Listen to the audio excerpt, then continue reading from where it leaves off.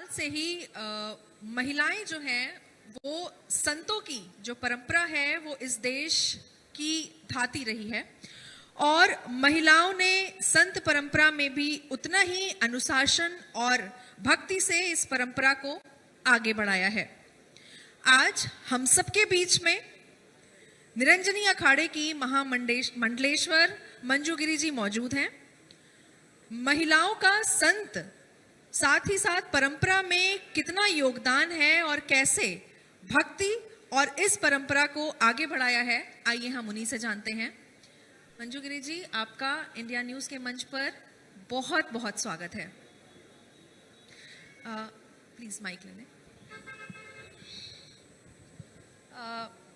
हम जब ज्ञान की बातें करते हैं तो जाहिर है आप लोगों के पास भंडार है और हम जितना आपसे ले सकें हमारे लिए वो कम है। तो मेरी जिज्ञासा सबसे पहले आपसे जानने की मंजू जी यही है कि जिस तरीके से संत परंपरा में महिलाओं ने भी भक्ति आंदोलन में सक्रिय भूमिका हमेशा से निभाई है, साथ ही साथ उन्होंने कविता और त्याग के जरिए जो अपनी भक्ति है उसको व्यक्त किया है। मीराबाई का अगर मैं एग्जाम्पल लूं, उदाहरण लूं, तो मीराबाई भी उसी परंपरा में से एक हैं और अब कितना मुश्किल है महिलाओं का संत बनना।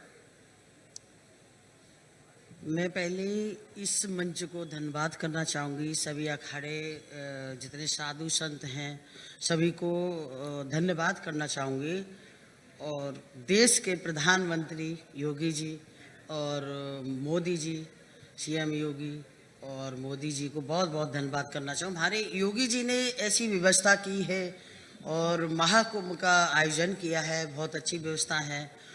तो मोदी जी हमारे प्रधानमंत्री हैं, उन्होंने नारी शक्ति को आगे बढ़ा है और नारी शक्ति के लिए उन्होंने बहुत योगदान भी दिए हैं। नारी शक्ति को आगे रखा है कि नारी शक्ति तो वो है कि जो आगे सनातन धर्म को भी आगे लेके जाती है और सभी भी जितने भी हैं नारी से ही प्रकट हैं।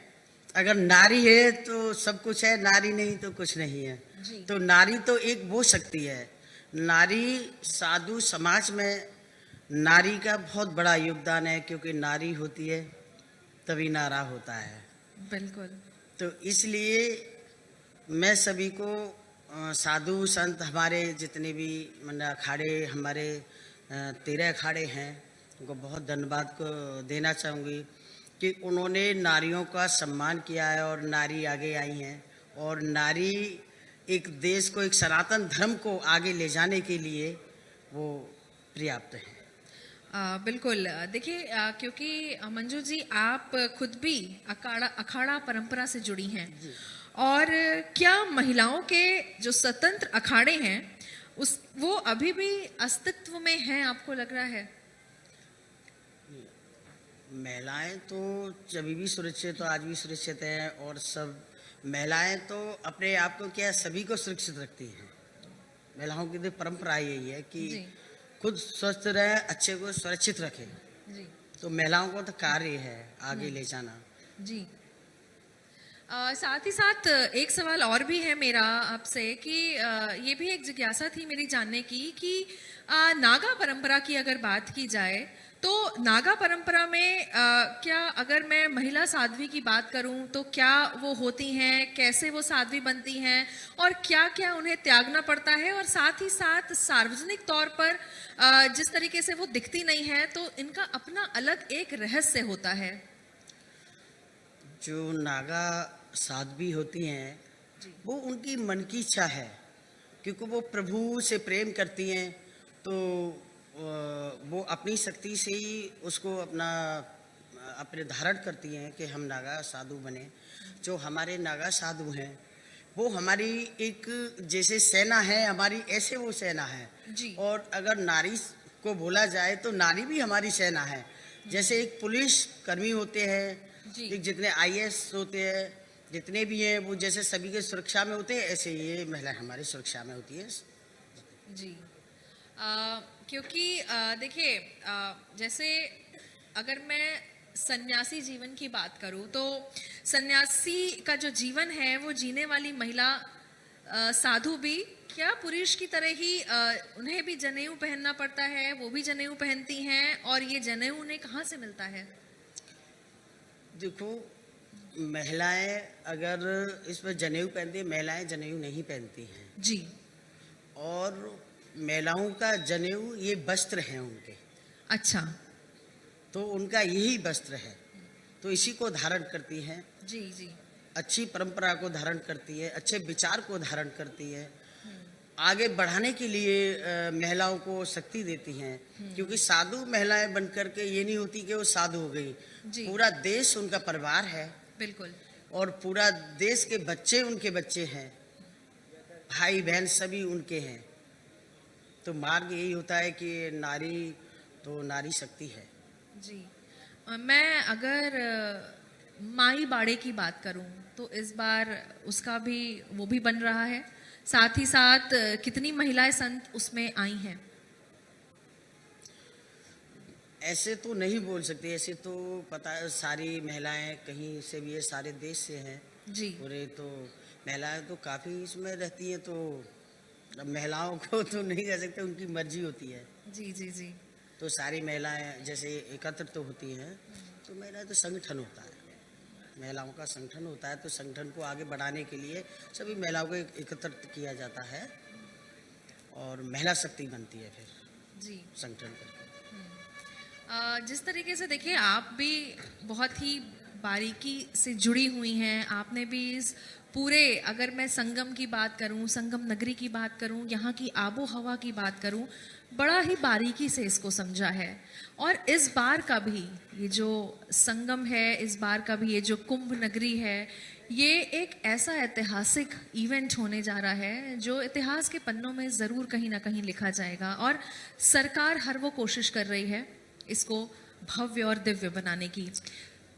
देखो, सरकार जो वो है, उन्होंने तो भव्य और दिव्य बना ही दिया है जी। उन्होंने तो पहले से ही बना रखा है और अभी भी बना दिया है। योगी जी को मैं बहुत बहुत धन्यवाद करना चाहूँगी। उन्होंने, उनके सानिध्य में जितने भी कुंभ हुए तो सभी बहुत अच्छे हुए हैं। और योगी जी मोदी जी दोनों को धन्यवाद करना चाहूँगी। उन्होंने, मोदी जी ने देश का पूरा कल्याण कर दिया और योगी जी तो है ही है, योगी जी ने भी कल्याण किया है और पूरा भव्य दिव्य ये कुंभ का आयोजन कर दिया है। सब और लोग मैं की बहुत तहे दिल से उनका धन्यवाद करना चाहती हूँ। जी। ऐसे योगी जी और मोदी जी हमारे देश के में ही होने चाहिए और आगे यही बने सब, मेरा ऐसा मानना है। जी, क्योंकि हमको इनकी बहुत आवश्यकता है, क्योंकि बिल्कुल। हमारे धर्म, हमारे सनातन धर्म में ही योगी जी मोदी जी का बहुत बहुत हमारे लिए उनका आशीर्वाद भी बोले बड़े हैं। तो बिल्कुल। बहुत आनंद है उनका, साधुता में ही है वो।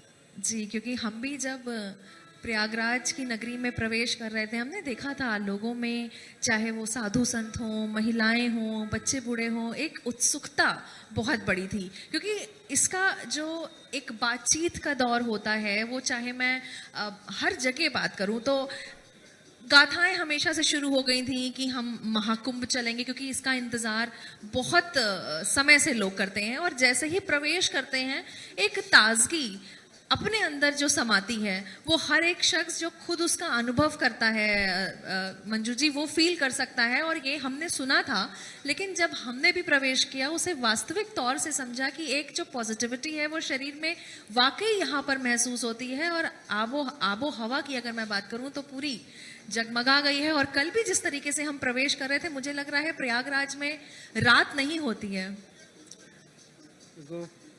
प्रयागराज तो प्रयागराज ही है जी। भगवान विष्णु का वास है, देवों का वास है, गंगा यमुना सरस्वती तीनों का मिलन है। ये संगम जो महाकुंभ होते हैं, इनमें सभी का मिलन होता है। संगम है तो संगम में जिनको जानते नहीं पहचानते नहीं, सबका संगम है। और अपने अंदर भावनाएं किसी के कहने से या फिर किसी उसको देखने से भव्य नहीं बनता, अपने मन के अंदर को भव्य बनाया जाता है जी। तो वो ही भव्य दिखने लगता है। अगर हमने देखा कि ये सारी चीज़ें भव्य है तो भव्य बन गई। तो बहुत भव्य कुंभ है, बहुत अच्छा है, बहुत अरेंजमेंट बहुत अच्छे किए हैं योगी जी ने। और पूरा उनका हमारे सभी साधु संत समाज अखाड़ों में और उनका बहुत सानिध्य रहा है, उनके सानिध्य में ही सारे काम हुए हैं। तो भव्य है पूरा। हमने तो देखा है पूरा, और सारा हमको तो बहुत अच्छा लगा है कि इस बार का तो बहुत भव्य कुंभ है। 19 में भी भव्य किया, उससे भी और ज्यादा भव्य कर दिया, तो हम जी। तो बहुत प्रसन्न हैं और तहे दिल से उनका धन्यवाद करते हैं। ऐसे ही योगी जी हमारे लिए करते रहें हर कुंभ को। जब भी यूपी का कुंभ हो, इलाहाबाद में कुंभ हो, प्रयागराज में, तो उनका ऐसे ही सानिध्य बना रहे, तो ये कुंभ और भव्य होते चले जाएंगे। बिल्कुल मंजू जी, यहाँ पर कई लोग ऐसी बात भी करते नजर आए, क्योंकि हमने देखा कि जब सरकारें निमंत्रण यानी कि इनविटेशन पत्र बांट रही थी, तो मैं ये सवाल कर लेती हूँ, जवाब देना ना देना आप पर है। तो जब हमारी सरकारें निमंत्रण बांट रही थी, मुख्यमंत्री योगी आदित्यनाथ इनवाइट्स बांट रहे थे आपको आना है, तो वहीं अगर मैं ऑपोजिशन की बात करूं तो अखिलेश यादव जी की तरफ से एक बयान आया था और उसमें उन्होंने कहा था कि कुंभ में किसी को आमंत्रण या निमंत्रण देने की जरूरत थोड़ी है, वहां पर तो खुद ही चले आते हैं। मैं तो इस बारे में नहीं बोल सकती कुछ, और सभी को मैं धन्यवाद देना चाहूँगी। सब अपनी अपनी सरकार में सबने अच्छा किया है जी। और सभी को धन्यवाद है। तो कोई भी सीएम रहे, अखिलेश जी रहे या उनसे पहले मायावती जी जो भी रही हैं, सबने अपने अपने सानिध्य में सब कुछ ठीक किया है। जी। तो मैं सभी को धन्यवाद करना चाहूँगी। किसी ने ऐसा नहीं किया, बहुत अच्छा लगा सभी के राज्य में। जिसकी सरकार आई उसमें सभी खुश रहे। एक आखिरी सवाल मेरा आपसे है और उसके बाद हम आगे बढ़ाएंगे इन सेशंस को। आखिरी सवाल ये भी है मेरा मंजू जी आपसे कि जिस तरीके से, चाहे मैं महिला साधुओं की बात करूं, जीवन उतना आसान नहीं होता। ये परंपरा कहीं ना कहीं घर से भी चली आ रही है कि महिलाओं को पीछे कर दिया जाता है, बात की जाती है कंधे से कंधा मिला के चलने की। आपका भी एक जीवन है, कितना चैलेंजिंग रहता है, कितने स्ट्रगल्स होते हैं, कितना त्याग होता है। जब साधुता का जब धारण करते हैं अपने मन के अंदर, जी। तो उसमें संघर्ष नहीं होते, जी। क्योंकि संघर्ष एक जीवन है। तो इसमें तो खुशियाँ भी, दुख भी, सुख भी, सब कुछ आता है। लेकिन जब अपने मन की भावनाओं से देखो तो कोई संघर्ष नहीं है। अपनी भावनाओं से देखो तो कोई दुख नहीं है, सब सर्व सुख है।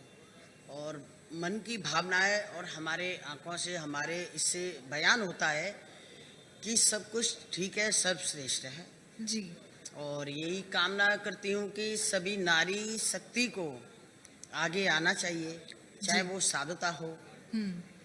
देखो, जीवन तो ग्रस्त जीवन है, व्यस्त जीवन है।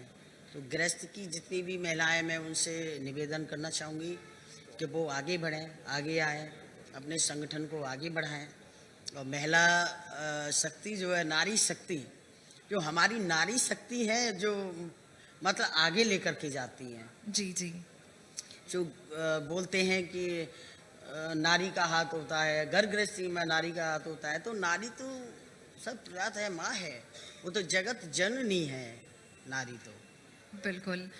तो आप सुन रहे थे निरंजनी अखाड़े की महामंडलेश्वर मंजू गिरी जी को, जिन्होंने कई बातें हमसे साझा की। बहुत शुक्रिया अपना कीमती वक्त निकाल के इंडिया न्यूज के मंच पर आने का। एक बार फिर से तहे दिल से धन्यवाद आपका। जय श्री राम।